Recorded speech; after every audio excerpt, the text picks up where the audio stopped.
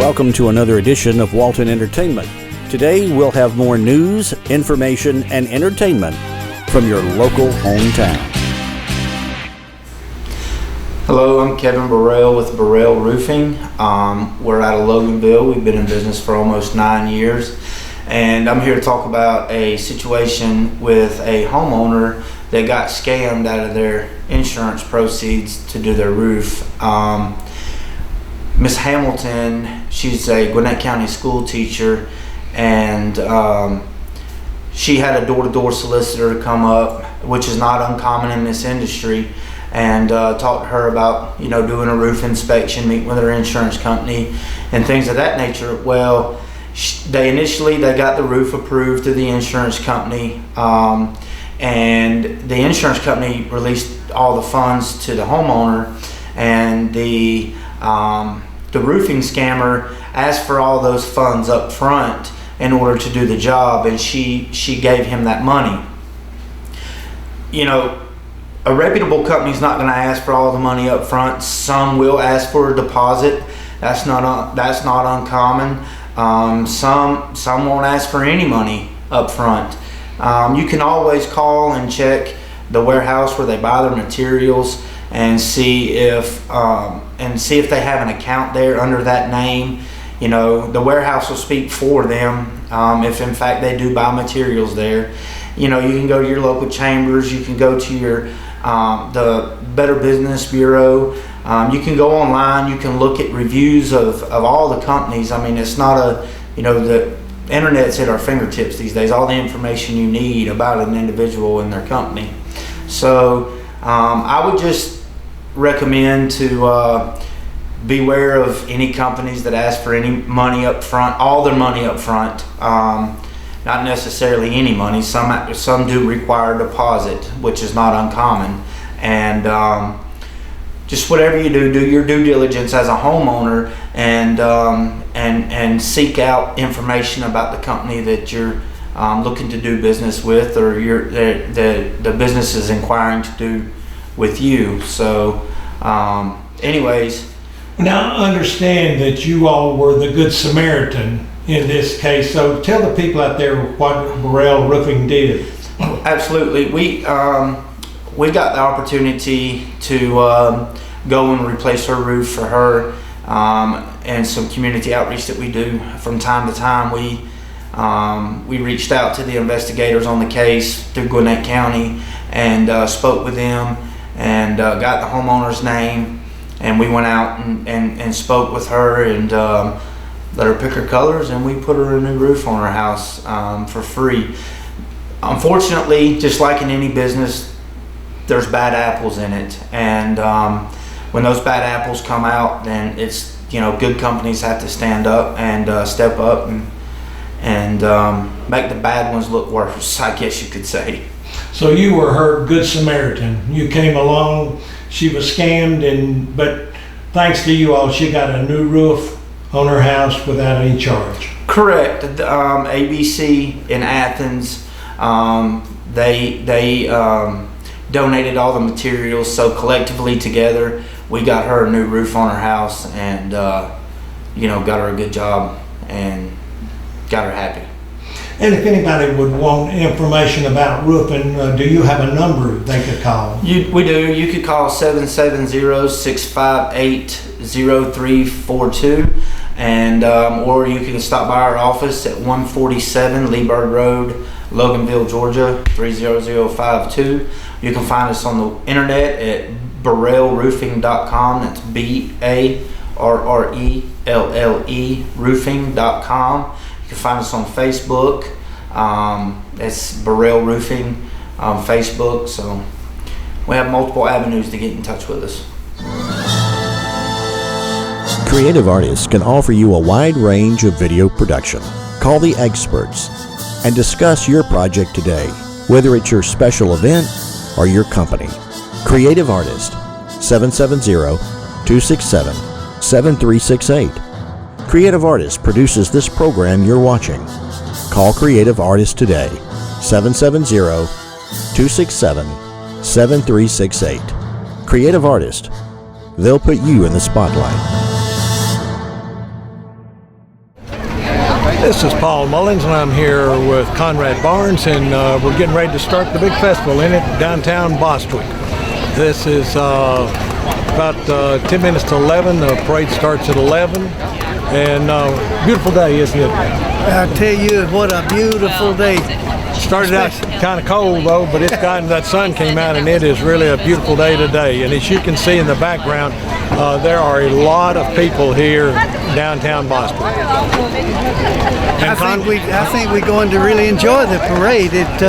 We passed by the pre-assembly area this morning, and it was just loaded with all type tractors, principally John Deere, 2 cylinders, but I think it's going to be a real enjoyable day. I think so. So let's get ready for a parade. All right. That sounds good to me. All right. Look forward to it. Now we're beginning to see a few tractors. One of the first ones, of course, is not a 2-cylinder. It's a late model John Deere. The City of Bostwick trailer. Good morning.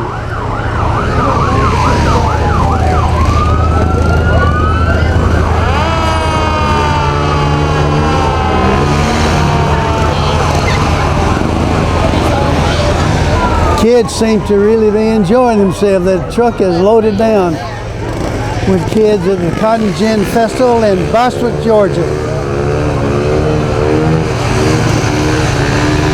Classic Jeep.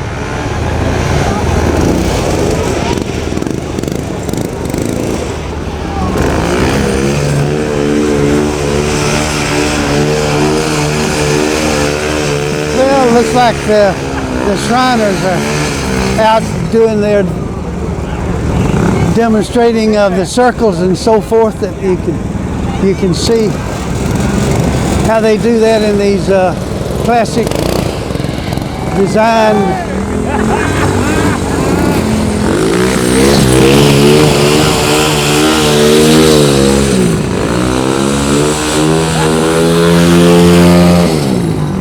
Oh, do they enjoy that, I bet.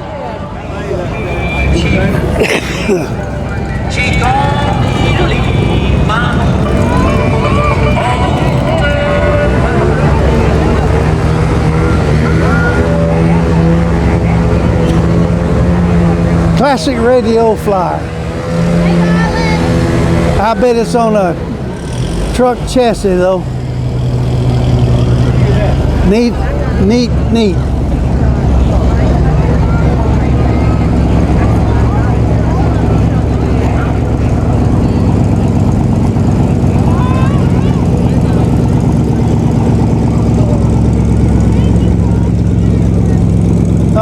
Classic design. It looks like a Chevy engine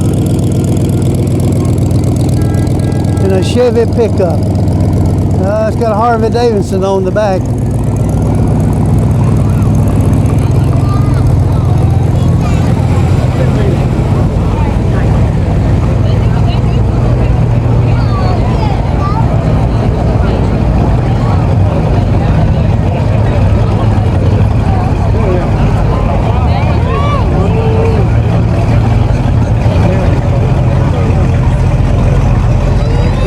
Classic Ford Starliner, Ford 27 cubic inch engine, one of the big ones.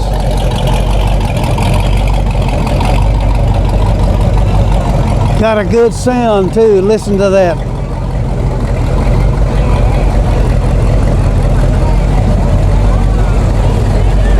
Classic Ford Model A pickup is what it looks like. Boy, I tell you what, it's a spit and shine. Real beautiful. Sounds good in running too.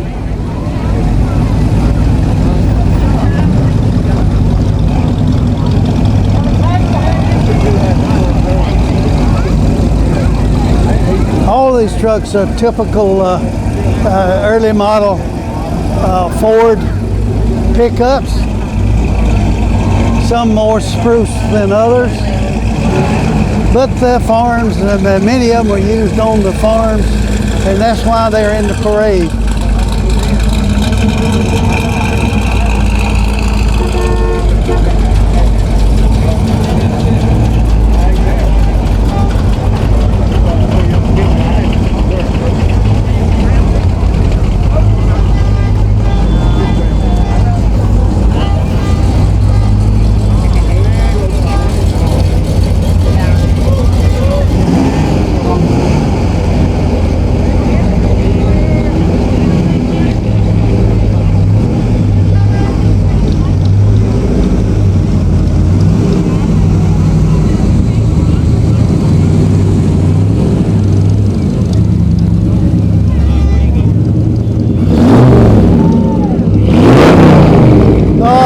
Look at that early model Ford, a 1938 pickup. Ford has been a leader in pickups for years, and it just probably started back in that particular model.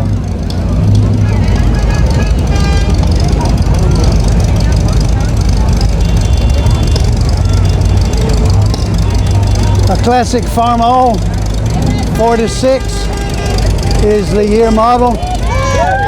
M model, which is a popular one among the Farmall brand. Kubota is a late coming after the World War II, but one that's now a popular model in the U.S.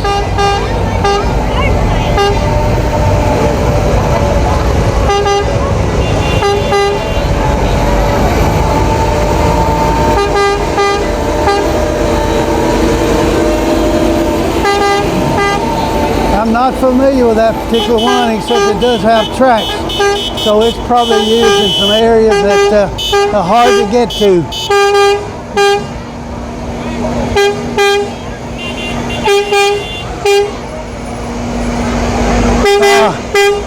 I'm familiar with the ones that's used in the forestry.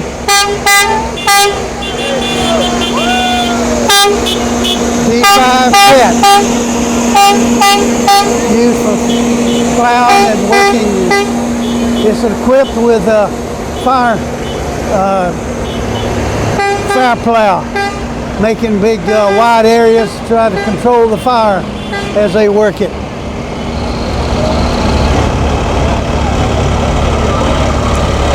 New tractors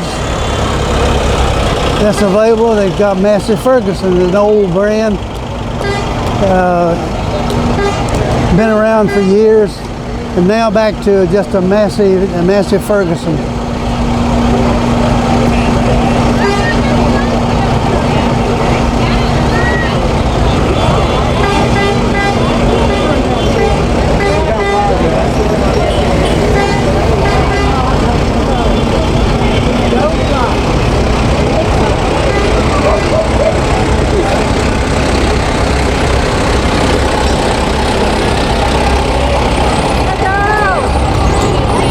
Boy Scout of Lake Oconee.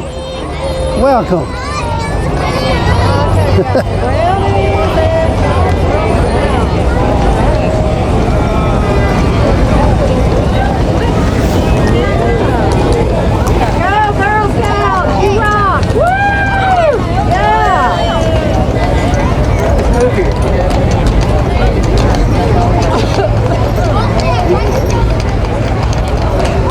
Oh, here's the beautiful, beautiful animals with the hair on the hoofs, pulling a nice carriage, all dressed up, look like Budweiser.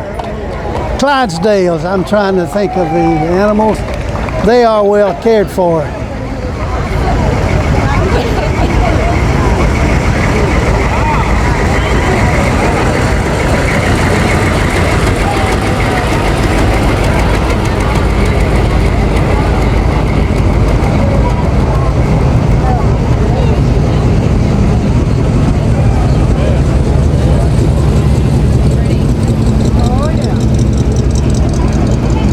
Classic cars and trucks have just passed. And here's the last one with a John Deere tag on the front. Two-row John Deere cotton picker. One mounted on probably a 60. or 70 or something of that model. I have a personal history with that particular one. I worked with it back in the old days. John Deere G. Listen to that thing purr. Probably late 30s model. That's a John Deere A. Neither have 3-point hitches, but they do have hydraulic control. Another A model.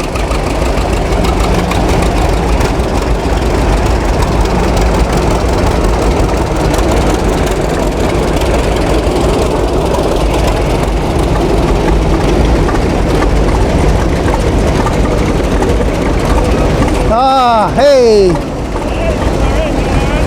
John Deere general purpose Ford. One thing I might mention is that it may be a 2-cylinder club, but any antique tractor is welcome. John Deere general purpose RD, that model M, John Deere M, 49 model, 49 or 50, 48, John Deere A. It has a 3-point hitch. 3-point hitch is used to quickly hook up to implements and work in the field. John Deere G. 36B it says. It's an old butt head.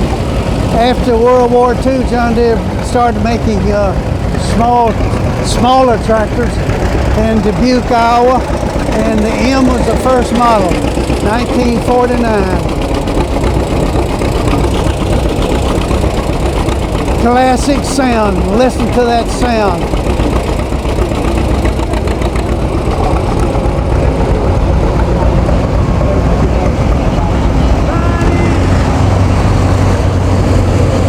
International 300. He's got that one spruced up. Has a different type hitch on the rear. It's called a single hitch. Single point. Ford, very popular general purpose use around the farm. 841 Ford.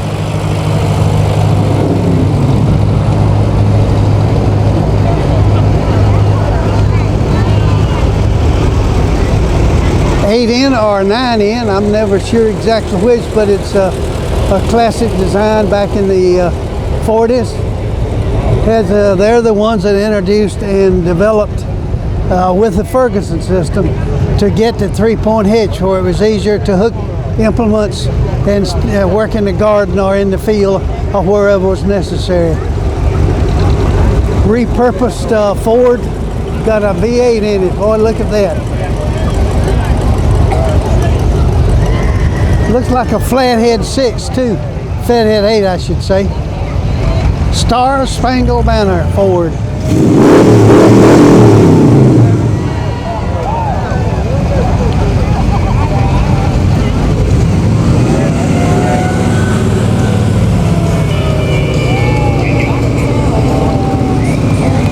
John Deere 40, if you remember back years ago when the 40 was a popular one, Georgia had a big group of them that mowed the highways and the banks here in Georgia, all over Georgia. And they were yellow. Super M's with torque converter. John Deere G, you can always tell when it's a G because the intake and the exhaust are side by side rather than in line as you see here on the 8. Has a 3-point hitch also.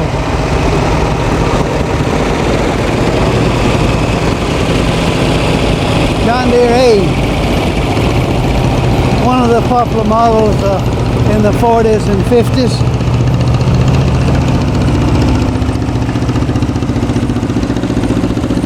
MT is a tricycle version. There's several models of the T. T was the tricycle version.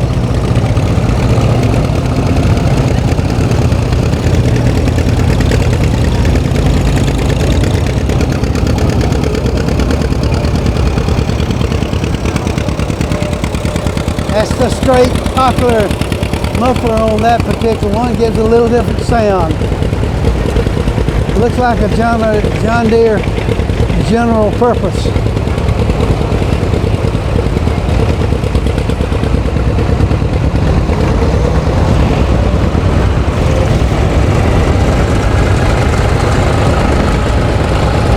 That's a later model John Deere 5103. It's probably a four-cylinder engine, which Deere developed in the early 60s.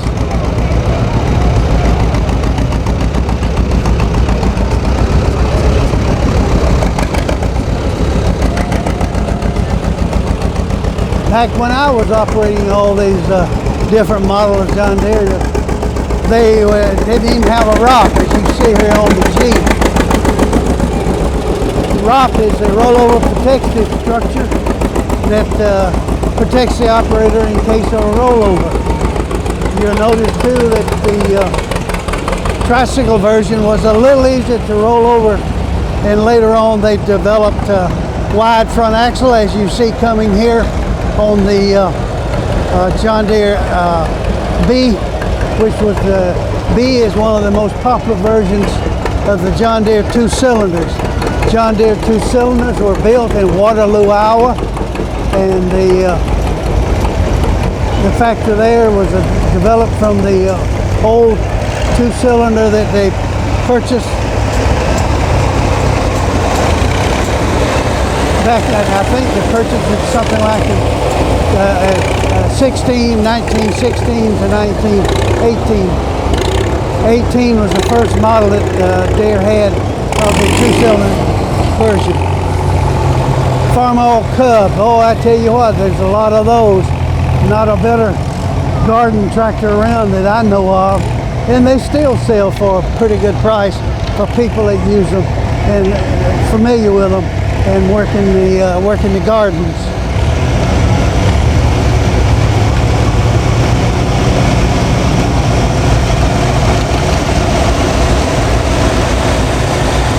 International 240, a very popular version. You notice it had a wide front axle on the front.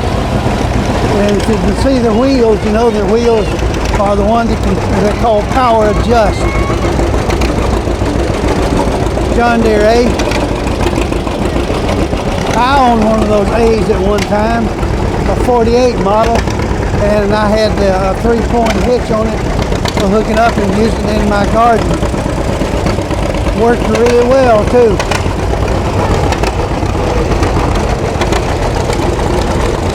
The B model, which was one of the largest seller of the John Deere 2-cylinders back in the 30s, 40s, and even the 50s.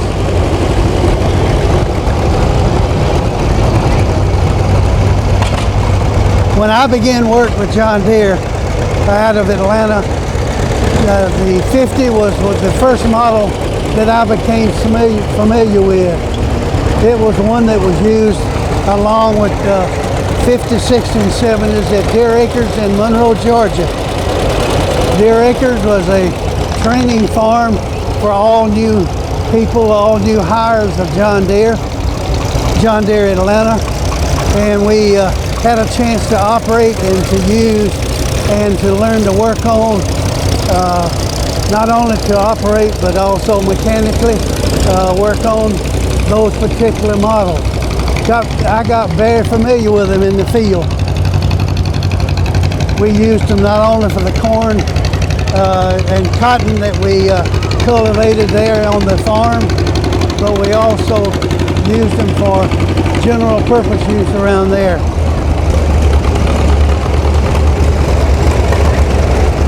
Farm oil F20, oh, I tell you what, they've come a long way, haven't they? But it sure does run well. John Deere A tricycle version.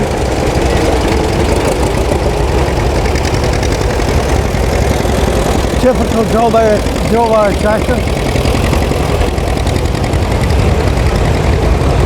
They have hydraulics on the rear of it where you can pull a plow that has a hydraulic cylinder mounted, so you can put it into the ground or you can raise it up when you turn around at the end of the road. 420, a John Deere T. T means it's a tricycle version. Comes standard with a 3-point hitch. 3-point hitch is used to hook up the different implements, and it's a quite fast hookup.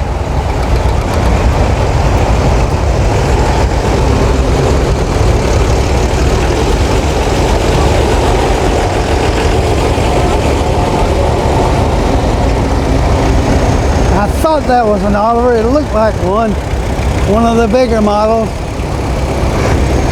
Farmall red tractor M, which is one of their most popular models. Oh boy, I tell you what, this one pulls on my heartstrings. A 4020, one of the classic John Deere's. It was introduced to the public in 1960 as a 4010. 4020 came along about 3 years later, and one of the most popular and respected models in the John Deere line. John Deere, this was a little different from the others. It has a wide end. That's called a GW because it has the wide front end.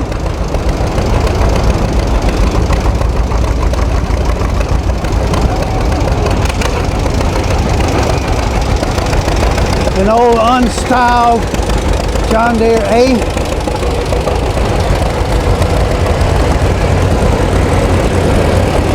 Classic M with the wide front end. Has a 3-point hitch and a PTO. PTO is used to power any implement on the farm that you wanted to use to bale hay or some other type chore, where you could also use it for grain binders and things of that nature, to get ready to feed the cows and the hogs and things of that nature.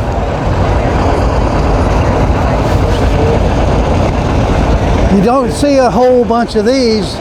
They're a little bit different from the standard one. They're a low profile with fenders, and it's an orchard model. This is it has a wide front end. Not only that, but it's a 620. Fenders is to preserve the low-lying limbs of the peach trees, not the cotton stalk, but the peach tree and the orange orchard.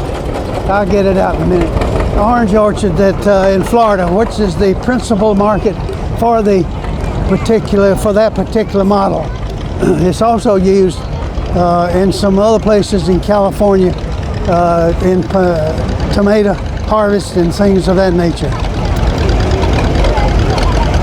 H model, that's the smallest John Deere 2-cylinder that was built at Waterloo. It's all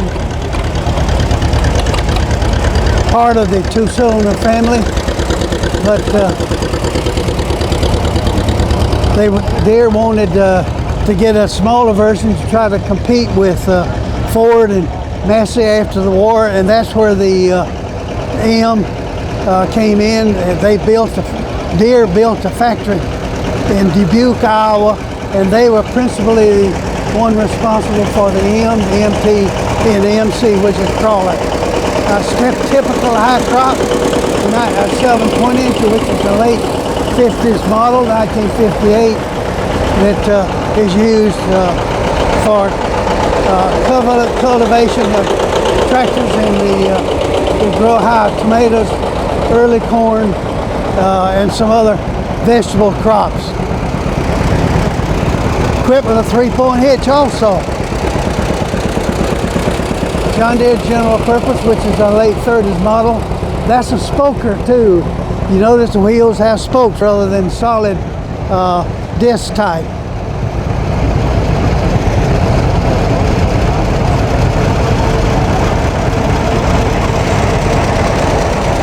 John Deere B, and you notice On the front end, it has roll-o-matic, which allows one front wheel to get over an obstruction easier than if they were solid. One side comes up and goes over it while the other one stays on the ground. A typical John Deere M with the paint a little bit faded, but still that's the original color paint. It's a John Deere green. Late model 49 model B, which was one of the last ones that was manufactured as a John Deere B. The 50 model was the first lettered series, which was a 50. You know, we've seen all types of front ends come through. Not only the tricycle with two wheels in front, wide front end. Now we see the single front end that go between row crop and make it easier to get through without damage to the crop. Not a real popular version, but one that was available for the ones that need it.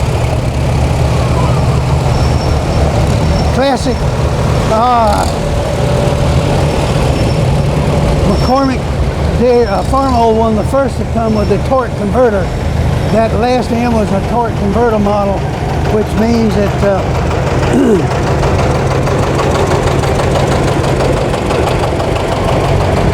I spent many hours in the field with one of those John Deere 730 diesel. That's probably a 70 model, 2640. No telling how many hours on it. This 420, 4020, wide front end, has a typical rocks on it, rollover protective structure, has a 3-point hitch, and along comes the A. Sounds good.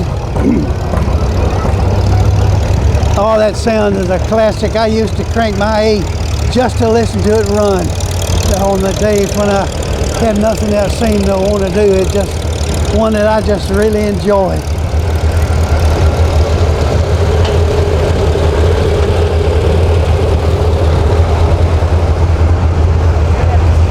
When I worked for Deere, and at Deere Acres, the biggest tractor in the lineup for Deere at that time was the 830, and it was 75 horsepower.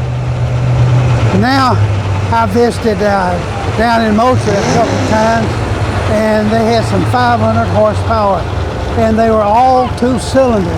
How they get that many horsepower out of a two-cylinder version, I don't know. But that was a classic big tractor that's used on the farms, and they use quite a few on some of those South Georgia plantations.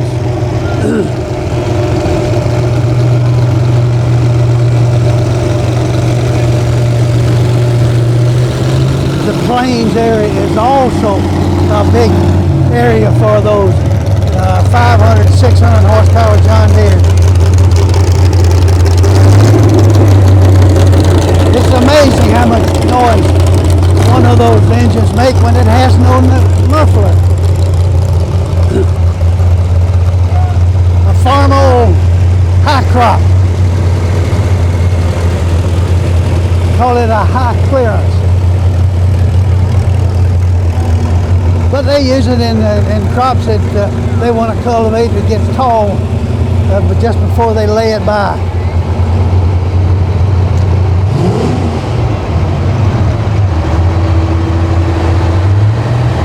Boy, I tell you, military had some big stuff. Pulls in a trailer. I guess for those 50-ton tanks, you got to have a good size one. My first diesel working with was a 70. We used those at Deere Acres. The only thing you had to be careful of on that early model was that when you crank it with that pony engine, which is one that turned it over rather than an electric starter, you had to be careful because it would run backwards. Your intake would become the exhaust. I had a couple to do that, and it's not any fun to work with. hard to stop.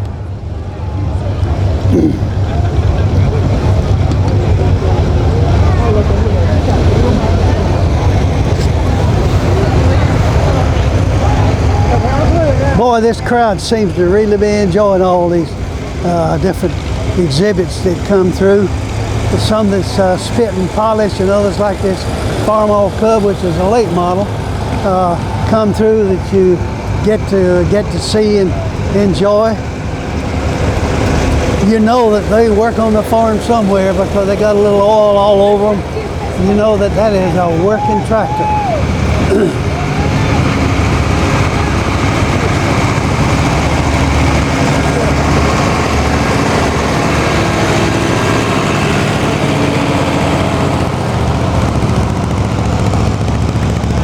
420 with a wide front end.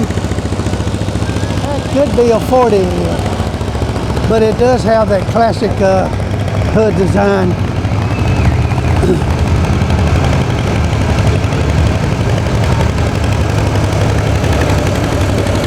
Another M, which is a good tractor that's built in Waterloo, Iowa.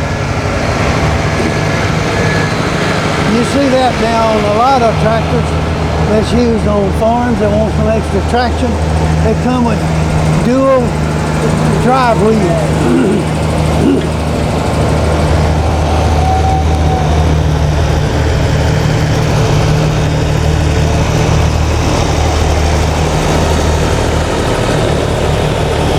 Classic Massey Ferguson that I demonstrated several John Deeres against in my time with Deere.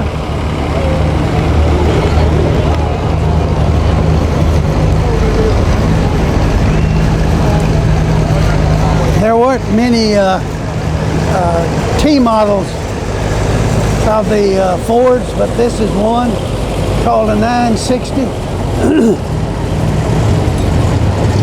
They're used for row top cultivation, and the typical Deere, which is a later model, 840. Oliver is was one that was fairly popular, but it was mostly in the northern area. It was one that came out of Canada, and it's pulling an Oliver manure spreader, the only thing John Deere built that they wouldn't stand behind. AC stands for Alice Chalmers. That particular one was a good handy tractor around the farm too. Roads to pick up, boy, that's a late model with the stripes on it, wheels painted. I don't know, I don't see green, but I think that's an off-white color. Strictly cultivating tractor, Alice Chalmers G, motor in the back. You love horses, boy, a magnificent animal. These seem to be well cared for. They have good horseshoes, and they have people that look after the animals, make sure they pick up any droppings. Straight muffler on this particular John Deere 50. Spent many hours in the field with a John Deere 50.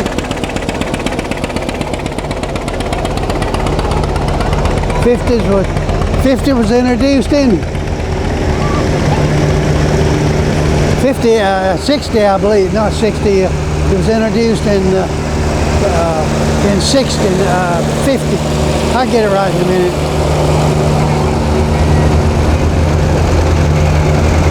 The 520 then was introduced in 55, late 54 and 55. This one has front weights. If you put anything on the rear of it, you need some front weights to make it hold the front end down, keep the front end from coming up. It also has some weights on the rear, which gives it more traction, ties it to the ground better, and he used it probably for in a pull contest.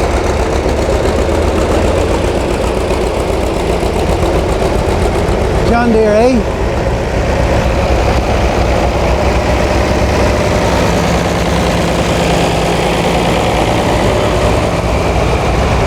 John Deere 4020. It has two front weights, bigger front wheels, front tires I should say.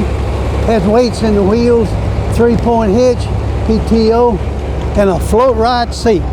One of the classic designs, the tractors of the early 60s. The 4010 was introduced in 1960, and then 62 is when the 620 came along. Not only were those introduced, but there was a 3010 and a 3020 introduced at the same time that the other tractors were introduced. I bet that one's still used on the farm too. Runs good. John Deere 8.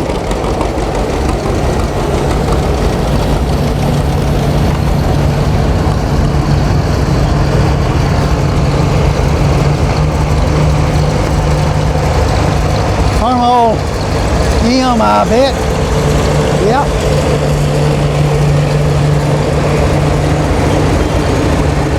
I'm not familiar with that particular model, but it's a bigger one.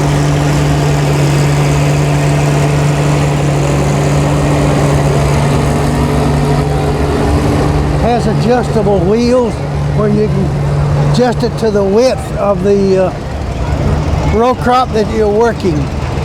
John Deere 316, which is a lawn and garden tractor. I worked for a dealership one time that sold those, and sold several of those. They were one of the premier models of the lawn mowing tractors of that era.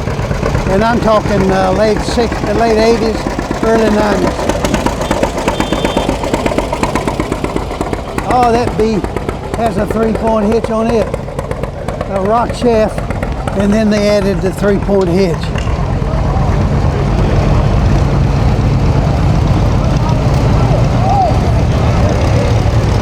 Oh, you can plow snow with that pickle one. Nancy Harris. They call it a pony. Got to have one moldboard plow on the rear of it.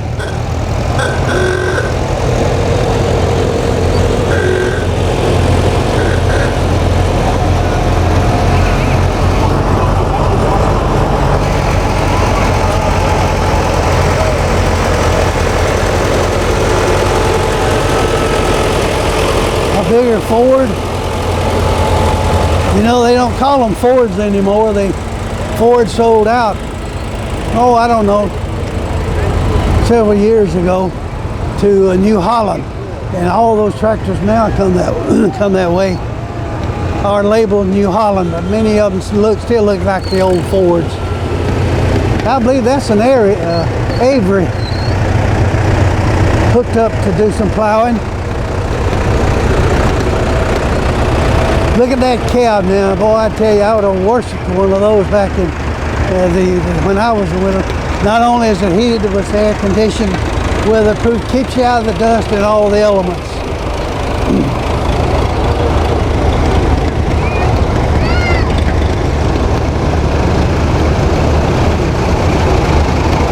Oh, that's a different one too. Look at that front wheel. Now, Minneapolis Moline. Originally came out of Canada, was a 4-cylinder, had a 3-point hitch. Never real popular in the South, but there were a few sold.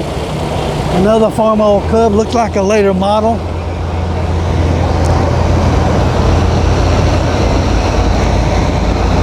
Boy, that Farmall Cub was used for a lot of mowing, as well as set up for a lot of cultivation of different gardens. This one's loaded in front weights, so it must one time carry a large plow or some other implement. Had a classic 3-point hitch on it. All those are almost the same. This one has no front weight, but a wide front end and a 3-point hitch with the seat on it. A Ford one of those, this mowing tractor and a small work around it. the house, so to speak, models. Competed with the John Deere 316 that we just saw.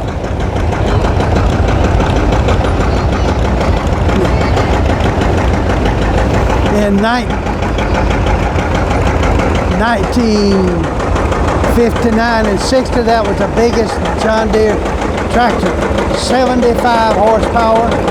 I spent about 2,500 hours just operating this tractor, pulling the hair up, pulling the plow, but most of it on a towed scraper, 9-yard scraper, and then later on we pulled a mounted scraper on it.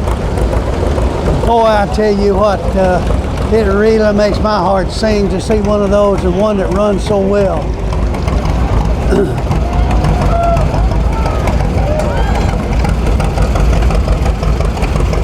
Straight tack muffler on that particular one. It has a yellow radiator and it has a fan on it that you can close. It meant that it'd heat up real quick because it ran on a fuel they called distillate, which was a little less volatile, I guess, in the kerosene. Most all of them ran on distillate of some description up until about 49, 50. You still could get a few that were not gasoline, but they were not many. And they were all built by Waterloo. Waterloo is the old factory that started up back in the 1916 and 18 and developed from there. They're still there making those big tractors that we see come along. That is 4-cylinder and 6-cylinder. That one is a little different from the standard 520, 530. It has an intake which is opposite the exhaust, and usually it's in parallel, running on the edge of the muffler. Case is a model that was small, competed with some of theirs, especially the one behind it there, which is an M with a wide front end. Another one of those classics. Every good farm needs one, I guess, if they have any animals. Listen to that G purr. Oh, he hooked up his tractor to pull an ice cream freezer. And it works good too, I bet.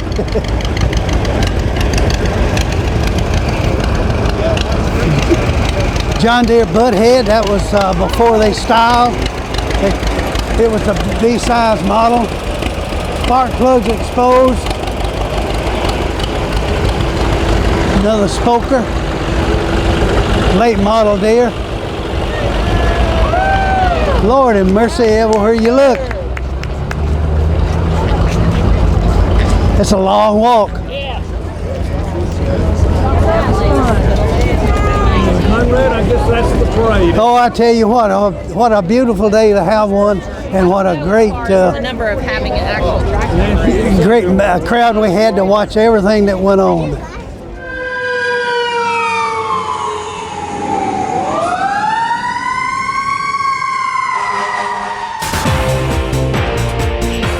You're watching Walton Entertainment.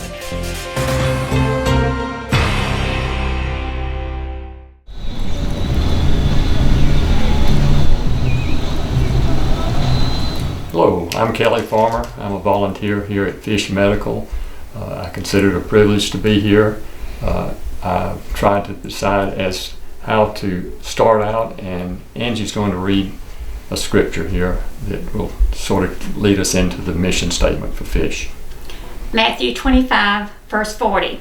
Truly I tell you, whatever you do for one of these, the least of these brothers and sisters of mine, you will do for me.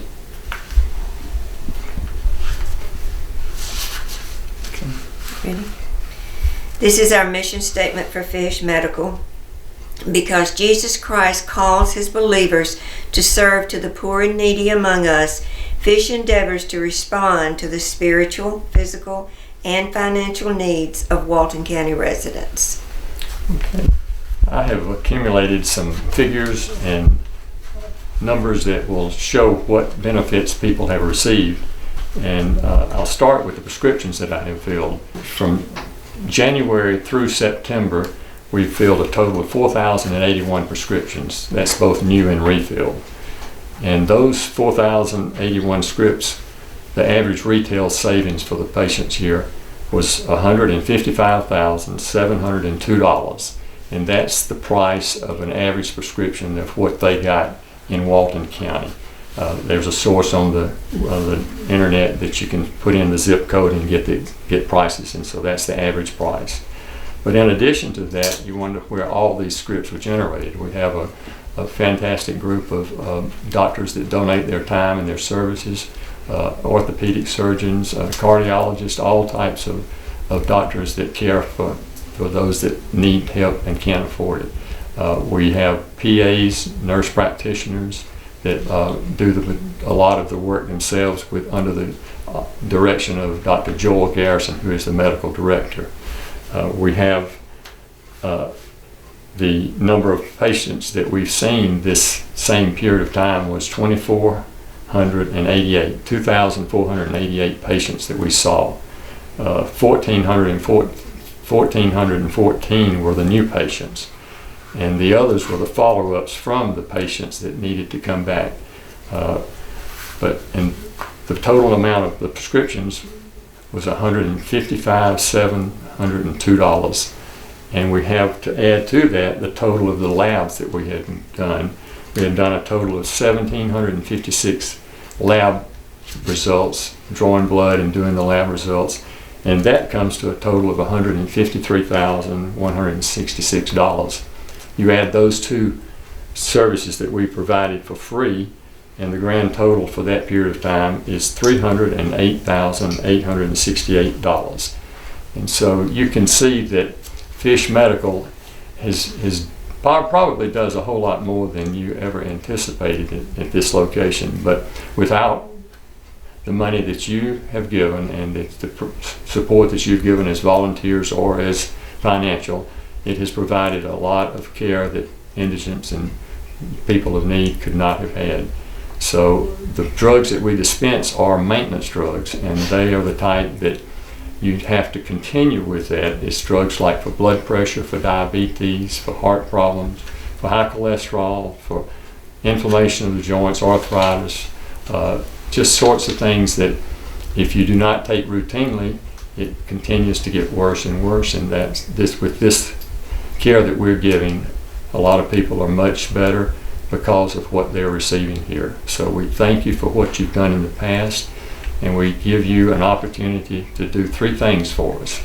We want you to continue to pray for Fish Medical. It is through prayer that the Lord provides, and I believe that with all my heart. And it is, if the Lord is leading you to come and be a volunteer, there's all sorts of opportunities to do service that way. And in the future, still, we hope that you can do your financial aid, because every year it has been an increase, and with increases comes more need for the money to operate on. We thank you for all of the church's donations and all of the people of the community, and we hope to continue to grow with doing the will of God. So thanks again for all of your help. Today on Feed the Goats, we're going to try some oatmeal cookies. Come over here, Beth. Come over here. Oatmeal cookie? Yeah, like oatmeal cookie.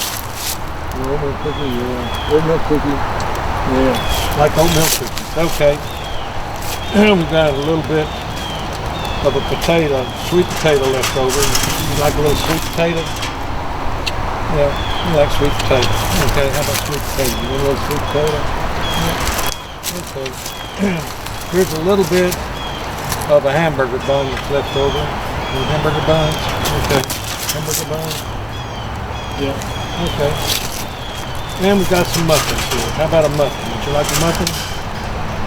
Like a muffin. Okay. Would you like a muffin? Yeah. Kind of a mouthful, right? Let me break it in half. How's that? Muffin, yeah. In bed, you want a muffin too. Good. Now another muffin. There you go. And the last muffin here. You kind of want that, don't you? The muffin. Here's the muffin, don't you? Here's the muffin. There you go.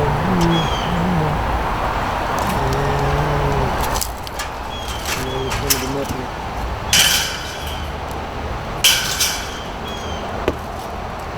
And that's it. There you got them open. Here's a little bit of lettuce, and then the lettuce left that open. Okay. Well, looks like they like, oh, bad. Looks like they like muffins, bread, and a little lettuce. So that's what the one thing we really like is acorns. We've got acorns all over the ground, and that's why they look so fat, because they've got acorns, eating so many acorns. Beth, Beth, Beth, you want some acorns? Beth, Beth, look. Okay, I guess you've had plenty. Okay, that's it today on Feed the Goats.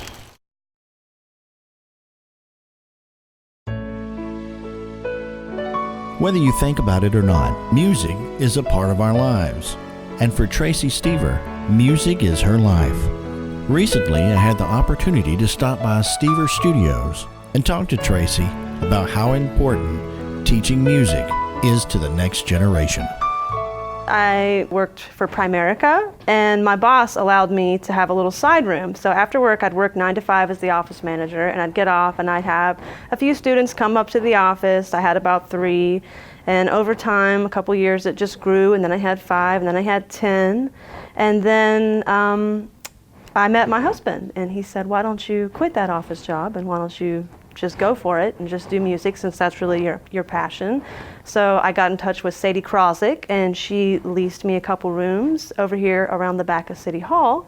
And at that time, I brought on a few more teachers, and we just kept growing and growing, and now we're probably up to about 80 students, and we've got about 6 other teachers that teach here besides myself.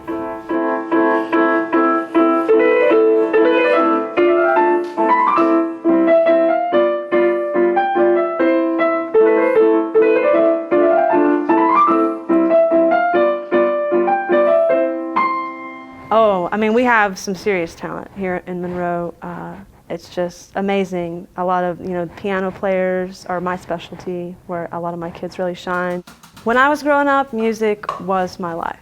Coming from a broken home, it was something that I could always turn to, that was always there for me. And I can't imagine my life without music. I'm a career musician. That's what I did when I was in middle school, in high school. I went to college for music education, and I just can't imagine a life without music.